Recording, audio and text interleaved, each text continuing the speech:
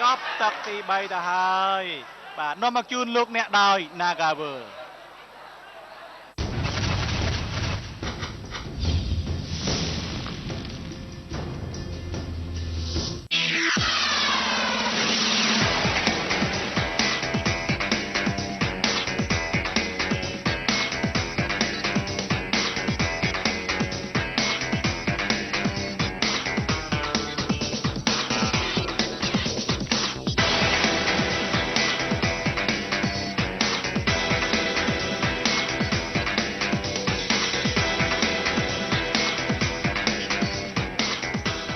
មនុស្សគ្រប់រូបតែងតែចង់បានស្នាមញញឹមដែលផ្ដល់នូវភាពជឿជាក់ហងនេះមន្ទីរព្យាបាលថ្មិញដែលមានក្រុមទាន់បណ្ឌិតជាតិនិងអន្តរជាតិមានជំនាញនិងបទពិសោធន៍ច្បាស់លាស់ឧបករណ៍ទំនើបទាន់សម័យមានអនាម័យខ្ពស់បុគ្គលិករុះរាយរាក់ទាក់ជាមន្ទីរព្យាបាលថ្មិញដែលមានគុណភាពនិងទំនុកចិត្តស្ថិតនៅអគារលេខ546 548មហាវិថីកម្ពុជាក្រោមខាងលិចស្តុប DN ចម្ងាយ30ម៉ែត្រមន្ទីរព្យាបាលថ្មិញហងនេះស្នាមញញឹមផ្ដល់នូវភាពជឿជាក់DHS ជាសម្ព័ន្ធក្រុមហ៊ុនផលិតចំណីសត្វលំដាប់ថ្នាក់អន្តរជាតិដែលបានកើតឡើងតាំងពីឆ្នាំ1911មានឫសគល់នៅប្រទេសហុលឡង់បច្ចុប្បន្ននេះមានសកម្មភាពជាង45ប្រទេសបានក្លាយខ្លួនជាសម្ព័ន្ធគ្រប់គ្រងចំណីសត្វលំដាប់ថ្នាក់អន្តរជាតិដែលឈានមុខគេក្រុមហ៊ុននេះផលិតតាមស្តង់ដារ GMP ដែលធានាបាននូវគុណភាពនិងសុវត្ថិភាពខ្ពស់ជូនដល់អតិថិជនរបស់ខ្លួនទំនាក់ទំនងទូរស័ព្ទលេខ023 63 13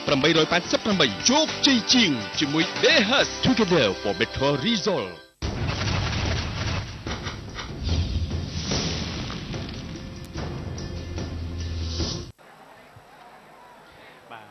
បាទមិញចប់ទឹកទី3ទៅធ្វើឲ្យលោកស្រីកញ្ញាបាទដឹងហើយក៏ថាចង់បញ្ចប់នៃទឹកទី3ណាបាងកយ៉ាធ្វើបានល្អបាទលោកកញ្ញាក៏បានរាប់ទៅកាន់ចៅរស់ម្ដងហើយសម្រាប់ទី3នេះបាទសូមទស្សនារូបភាពយឺតជាមួយខ្ញុំអំបញ្ញមិញនេះគឺថាលឿនមែនតើ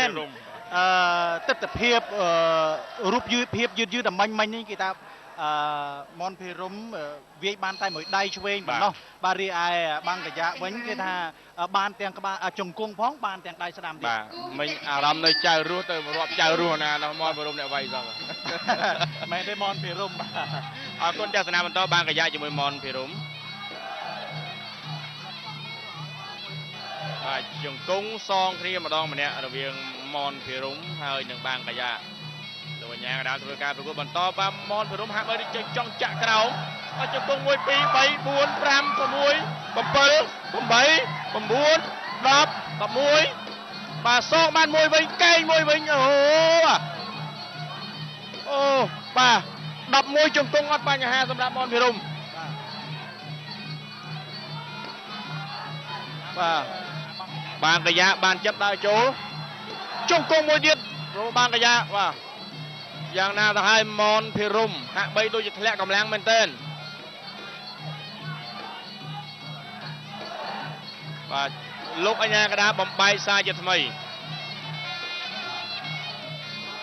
បានកញ្ញានៅតែដើរចូលទៅរកមនភិរមដាក់ជើងមួយជើងចំមុខរបស់បានកញ្ញា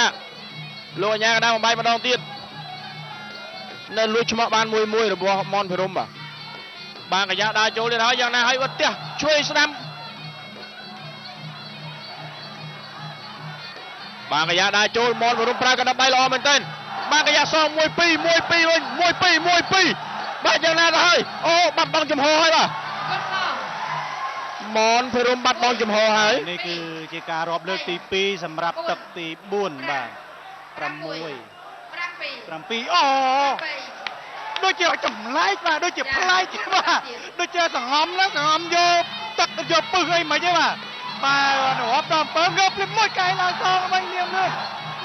បាទចាប់ផ្ដើមខ្លាំងមែនតើណាជង្គង់សងគ្នាទៅមកដួលម្ដងទៀតហើយមនភិរមបាទមួយជង្គង់បានកញ្ញាចំចុងដង្ហើមបាទ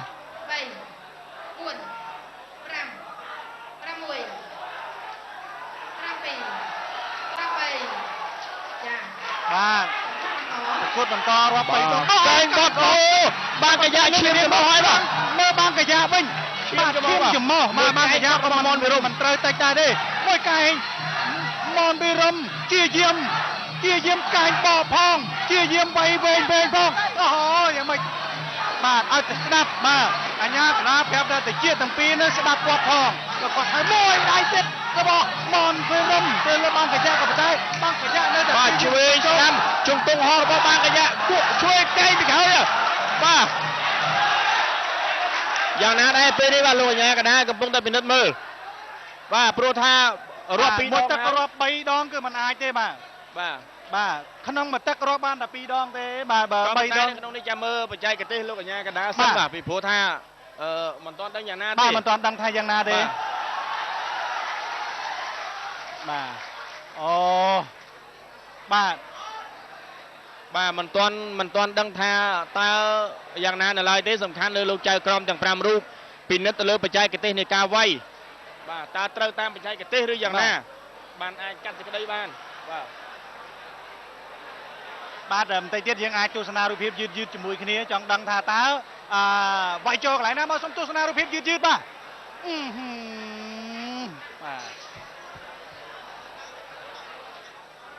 ទ ឥឡូវនេះលោកអញ្ញាកណ្ដាលលោកបានប្រមូលវិចៅក្រមទាំង5រូបមកហើយ យើងបាន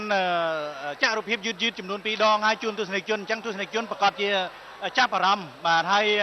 ដឹងថាមិនធម្មតាសម្រាប់ទឹកទី4នេះបាទមួយទឹករាប់ដល់តែ3ដងហើយគឺយ៉ាងគឺថាតាមបច្ចេកទេស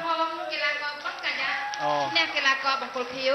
ដោយលោកអញ្ញាកណ្ដាលបញ្ឈប់ឲ្យប្រកួតនៅក្នុងទឹកទី4 បាទជ័យជំនះបានកយៈនៅតែធ្វើបានដដែលមនភិរមមិនទាន់អាច